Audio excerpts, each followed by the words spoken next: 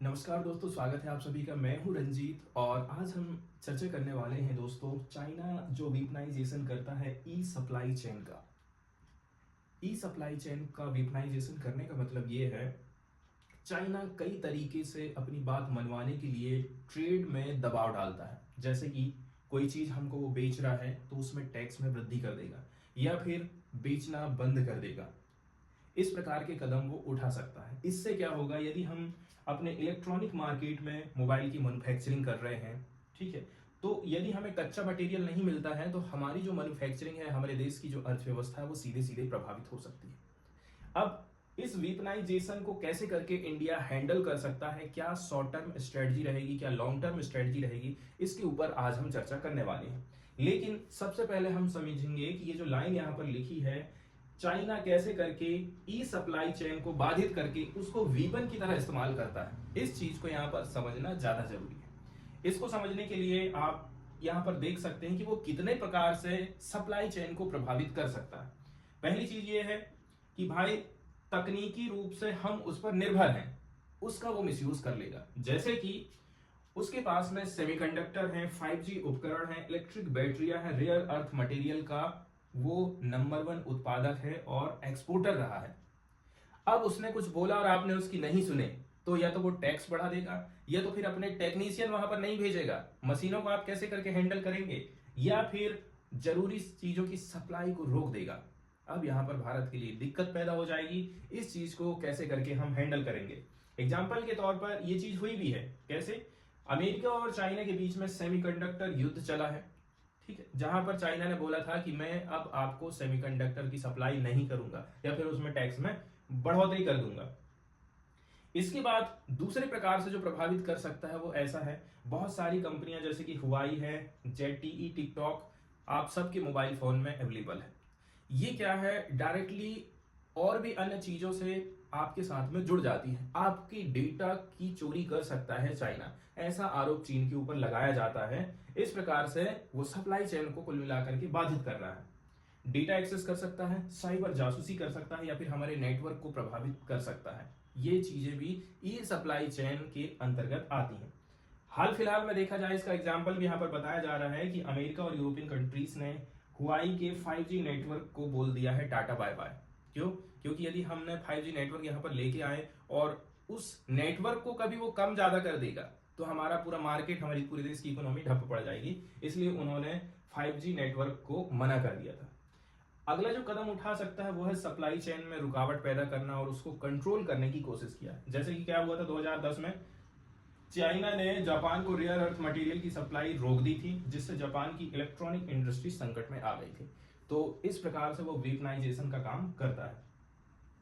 अब हाल फिलहाल में हम यहाँ पर चर्चा, जो हमारा मुख्य टॉपिक है वो यही रहा है कि हमारे देश में एप्पल बनाने वाली जो कंपनी है, एप्पल फॉक्सकॉन एक कंपनी है। अब उस कंपनी में टेक्नीशियन के तौर पर ये लोग काम कर रहे हैं, ये हैं चाइना के लोग, ठीक है। अब एप्पल फॉक्सकॉन इंडिया में अपना प्लांट लगा रही है और इंडिया के साथ में उसका रिलेशन बेहतर चल रहा है। अब इस सप्लाई चेन को बाधित करना है चाइना को, अपनी बात मनवाना है इंडिया से, तो वो क्या काम कर दिया अभी हाल फिलहाल में, ये जो टेक्नीशियन है ना, इनको उसने वापस अपनी कंट्री में बुला लिया है। इसके अलावा और भी जो आवश्यक इक्विपमेंट हैं उनकी सप्लाई को रोक दिया है। अब यहाँ पर बहुत टेंशन हो गई। हमारे यहाँ के आदमी इतने ट्रेंड नहीं है कि इनके जैसा वो काम यहाँ पर कर सके, हमारे यहाँ के इंजीनियर, हमारे यहाँ के टेक्नीशियन लोग। दूसरी बात यह है, तुरंत उसने इक्विपमेंट की सप्लाई रोक दी है, कहां से खरीदेंगे, क्या करेंगे, बहुत टेंशन का विषय हो गया है। अब इस चीज की पूर्ति करने के लिए फॉक्सकॉन ने क्या बोला कि ये जो टेक्नीशियन है, इंजीनियर है, ठीक है, चाइना यदि नहीं बेच रहा है ना, हम दूसरे कंट्री से बुला लेते हैं, ताइवान से बुला लेते हैं, कौन सा, चाइना से ही हम निर्भर रहेंगे। इसके अलावा बात आ जाती है इक्विपमेंट की, तो इक्विपमेंट के लिए भी हमें किसी दूसरी कंट्री के ऊपर निर्भर रहना पड़ेगा। क्या रेट में मिल रहा है, कैसी क्वालिटी है, वो सब फिर दिक्कत यहाँ पर पैदा हो जाएगी। तो हाल फिलहाल में यही चीज न्यूज में रही थी, चीन के द्वारा अपने इंजीनियरों को वापस बुला लिया जाना। इसके बाद जो आवश्यक उपकरण थे एप्पल फॉक्सकॉन, जहां पर एप्पल फोन की मैन्युफैक्चरिंग हो रही हमारे साउथ वाले राज्यों में, तमिलनाडु में, उसको उसने प्रभावित कर दिया है, ठीक है। इसके बाद हाल फिलहाल में देखा जाए मिड जनवरी इसी साल में एक न्यूज इमर्ज होके आई थी कि चाइना ने बोला था कि हमारे जो सिटीजन हैं जो काम करने के लिए जा रहे हैं एज ए इंजीनियर के तौर पर, टेक्नीशियन के तौर पर फॉक्सकॉन कंपनी में इंडिया में, बोला मत जाओ, बिल्कुल बिल्कुल कोई जाने की जरूरत नहीं है। टेंशन बहुत चल रही है उधर सीमा में, बहुत टेंशन चल रही है। इसके अलावा इंटरनेशनल लेवल पर भी टेंशन चल रही है, अमेरिका के साथ रिश्ते अच्छे होते जा रहे हैं, मत जाओ, ठीक है। इसके बाद क्या हुआ था, ये भी हमको रिपोर्ट देखने को मिली थी, दोस्त ऑलरेडी इन इंडिया, ऑलरेडी जो काम कर रहे हैं उनको तक उसने वापस बुला लिया है। इसके अलावा जो export of critical space line manufacturing equipment है उनकी सप्लाई को भी उसने रोक दिया था, जहां पर चाइना की मोनोपोली है, मतलब सबसे बड़ा प्लेयर है चाइना, कोई उसके आगे नहीं लगता है। इसके बाद फॉक्सकॉन कंपनी ने क्या किया, जैसे कि मैं आपको बताया था, उसने ताइवानीज वर्कर को लेकर के आया ताकि ये जो मैन पावर का गैप यहाँ पैदा हो गया था उसको फिल किया जा सके। And it is the stoppage of specialised equipment that is crippling. सबसे एक चीज तो हल हो गई है, लेकिन दूसरी चीज हल नहीं हो रही है, वो ये है कि उसने भाई इक्विपमेंट देना ही मना कर दिया है। अब क्या करेंगे, क्वेश्चन यहाँ पर ये आ जाता है। एप्पल फॉक्सकॉन के बारे में यहाँ पर बताया जा रहा है कि भाई ये कंपनी इंडिया के लिए बहुत ज्यादा क्रिटिकल मानी जाती है। यदि हम ये सोच के चलें कि हम ग्लोबल मैन्युफैक्चरिंग पावर के तौर पर उभरें, हम खुद एप्पल यहाँ पर बनाएंगे अपने देश में, हमारे नागरिकों को तो मिलेगा ही, दूसरे देश भी एप्पल बना करके भेजेंगे। ये चीज कैसे करके संभव है, एप्पल फॉक्सकॉन के माध्यम से संभव है। अब हम बात करते हैं कि ये जो पूरा आखिर कहानी क्या है, ड्रामा क्या है, इसके बारे में यहाँ पर चर्चा करी जाती है कि चीन की तरफ से क्या किया जा रहा है। चीन क्या काम करता है ना, जैसे चाइना प्लस वन की स्ट्रेटजी सामने आई थी। अब अमेरिकी कंपनी चाइना में अपने प्लांट नहीं लगा रही हैं, किसी और कंट्री की तरफ जा रही हैं, ताइवान की तरफ चल जा रही हैं, इंडिया की तरफ चल जा रही हैं। तो उस चीज को कम करने के लिए, उस चीज को काउंटर करने के लिए चाइना क्या काम कर रहा है, कंपटीशन पैदा कर दे रहा है, रेगुलेशन लगा डालता है वो, चाहे वो फ्लो ऑफ कैपिटल हो, ठीक है, या फिर अदर जो फैक्टर ऑफ प्रोडक्शन है, उन सब चीजों को प्रभावित करता है चाइना। सेकंड नंबर की बात यह है कि हम अच्छी तरह से जानते हैं चाइना मशीनरी के मामले में अपने आप में डोमिनेंस करता है, एडवांस मशीनरी, उसके पास में वेल ट्रेंड वर्कफोर्स है, ठीक है, in tightly integrated global electronic production. Electronic production में हमारे पास में बेहतर टेक्नीशियन होना चाहिए, बेहतर इंजीनियर होना चाहिए, हमारे पास में नहीं है। किसके पास है, चाइना के पास है, और इसी का वो मिसयूज करता है। कैसे करके, वो जो ट्रांसफर ऑफ नॉलेज है, अपने टेक्नीशियन ही नहीं भेजेगा, उनको बोल देगा आप कुछ मत सिखाना करके, हम लोग क्या कर लेंगे, दिक्कत ये यहाँ पर हो जाती है। इसके अलावा डिसरप्शंस पैदा करता है non availability of specialised equipment, जैसे कि ऑलरेडी से हम देख चुके हैं अपने हमने इंजीनियरों की तो व्यवस्था कर लिया था, लेकिन हम इक्विपमेंट बाहर से नहीं मंगवा पाए, अभी भी हम उसके लिए लड़खड़ा रहे हैं, यहाँ पर ये दिक्कत हो जाती है। अब China plus one diversification strategy की यहाँ पर चर्चा करते हैं।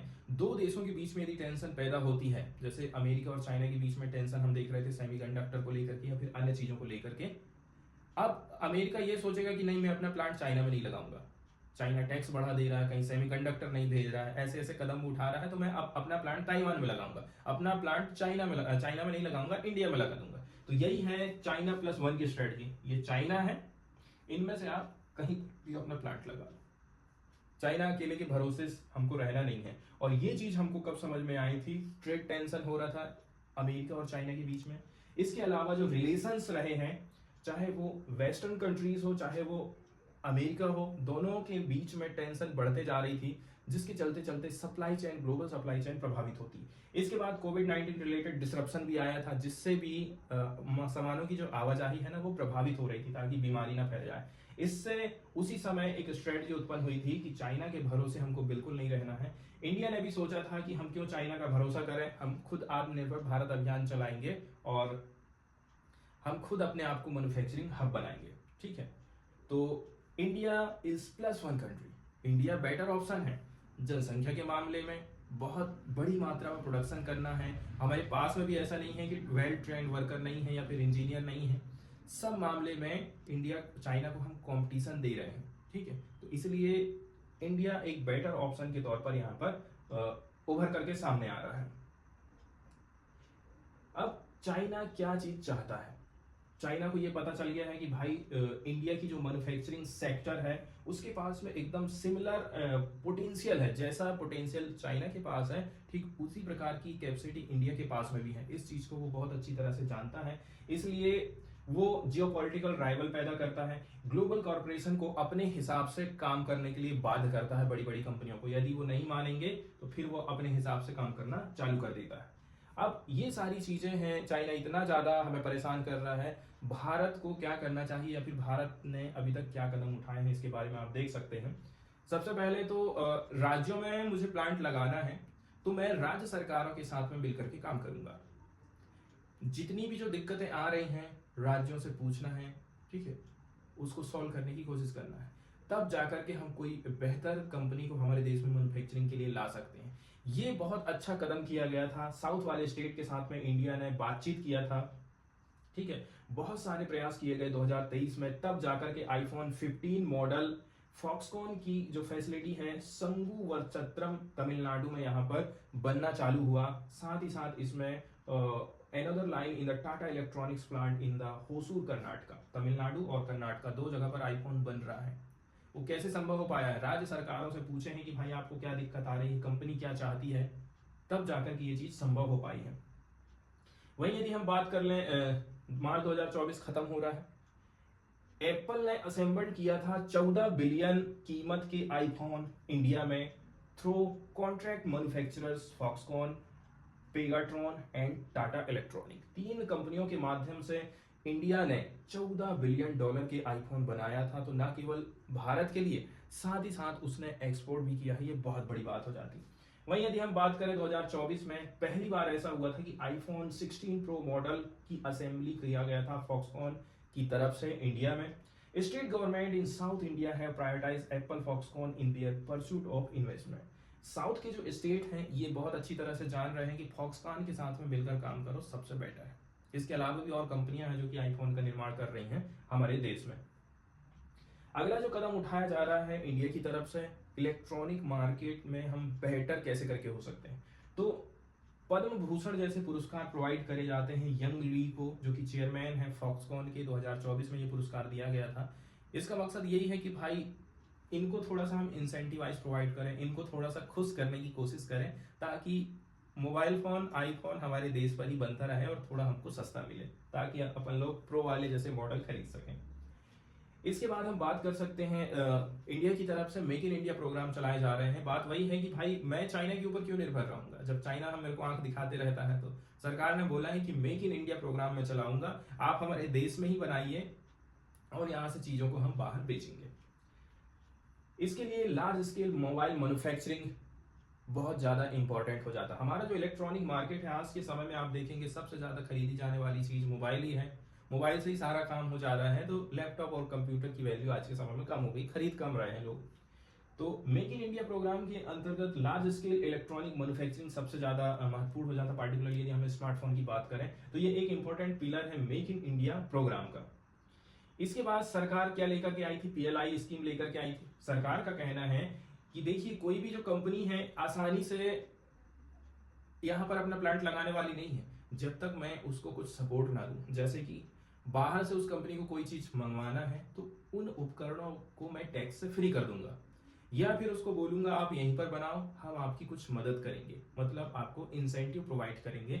इस प्रकार की स्कीम सरकार लेकर के आई थी जिसको प्रोडक्शन लिंक्ड इंसेंटिव स्कीम बोला जाता है। इसको लॉन्च किया गया था पहली बार इलेक्ट्रॉनिक इंडस्ट्री के लिए सन 2020 में, और लगातार इसमें जो पैसा है वो बढ़ाते जा रहा है सरकार। जैसे कि 2024 में 6125 करोड़ रुपया बजट में प्रावधान किया गया था, जिसको बढ़ा करके 8885 करोड़ रुपया कर दिया गया है, मतलब बजट में वृद्धि करी गई है। अब लेकिन दिक्कत वाली बात यहां पर यह हो गई है, भली ये अच्छी बात है या बुरी बात है तो आप खुद ही समझ जाएंगे। इतना सारा जो पैसा है यदि आप खाली फॉक्सकॉन को ही दे रहे हैं तो ये फिर गलत बात हो जाता है, ठीक है। बाकी भी तो कंपनियां हैं इलेक्ट्रॉनिक के सेक्टर में, उनको भी आपको पैसा देना चाहिए था। तो यहाँ पर हाल फिलहाल में एक न्यूज रिपोर्ट आई थी जिससे पता चला है कि जो 3 फाइनेंशियल ईयर रहे हैं 22-23, 24-25, इस दौरान एप्पल का जो कॉन्ट्रैक्ट मैन्युफैक्चरर्स हैं इंडिया में, मतलब फॉक्सकॉन, पेगाट्रॉन, टाटा इलेक्ट्रॉनिक, इनको लगभग 6,600 करोड़ रुपया मिला है out of total disburse amount 8,700 crore रुपया under PLI scheme. Total 8,700 crore खर्चा होना था, उसमें से 6,600 करोड़ रुपया आपने फॉक्सकॉन, पेट्रोगन और टाटा इलेक्ट्रॉनिक को दे दिया है मात्र आईफोन के लिए। जबकि यदि आप दूसरे मोबाइल फोन के लिए देते तो शायद आईफोन तो जितना रेट है उतने का उतना ही है, बाकी और शायद मोबाइल सस्ते हो जाते हैं।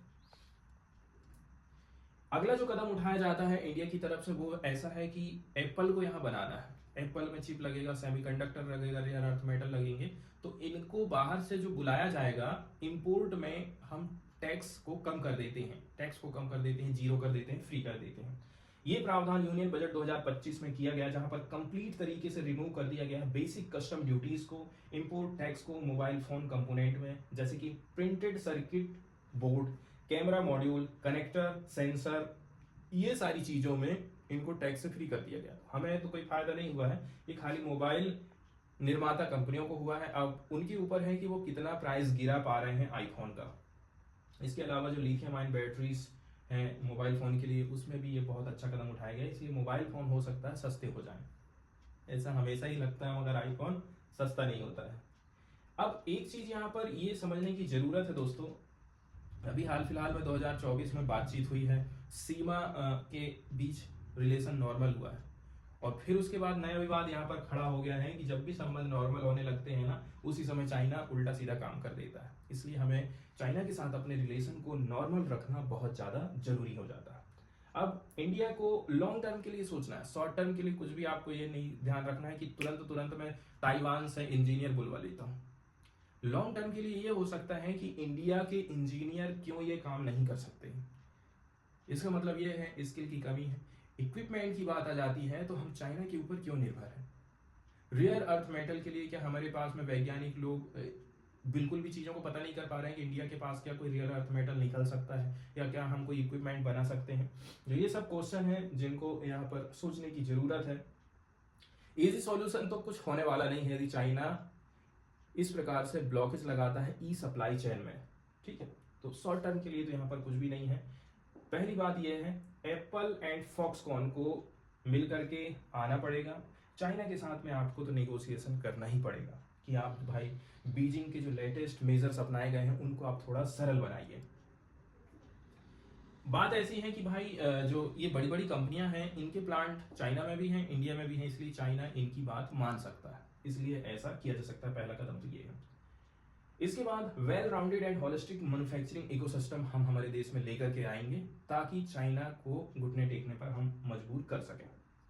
इसमें अलग अलग कंपोनेंट हो सकते हैं, जो सहायक इंडस्ट्रीज हैं इनको हम थोड़ा सा इंसेंटिव प्रोवाइड करें एंड इनको थोड़ा सा छोटी छोटी कंपनी इनको थोड़ा बड़ा बनाने की कोशिश करें।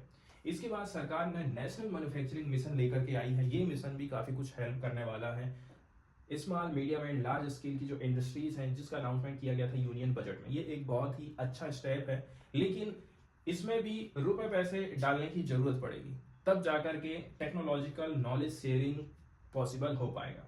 इसके बाद इंजीनियर की बात कर लेते हैं, तो ऑन साइट ट्रेनिंग आप दीजिए अपने वर्करों को, सब कुछ सारी समस्या का हल वहीं पर हो जाएगा। चाइना के भरोसे हमको बिल्कुल बैठने की जरूरत नहीं। इसके बाद अगला जो कदम है जो उठाया जाना चाहिए वो है प्राइवेट कैपिटल ज्यादा से ज्यादा। सरकार कितना पैसा लगाएगी, 8,000 करोड़ में से 6,000 करोड़ तो 3 कंपनियों को दे दी है, अब बाकी कंपनियों को क्या क्या होगा, ठीक है। तो प्राइवेट कैपिटल की यहाँ पर जरूरत है, प्राइवेट कैपिटल का इन्वेस्टमेंट होना बहुत ज्यादा जरूरी है।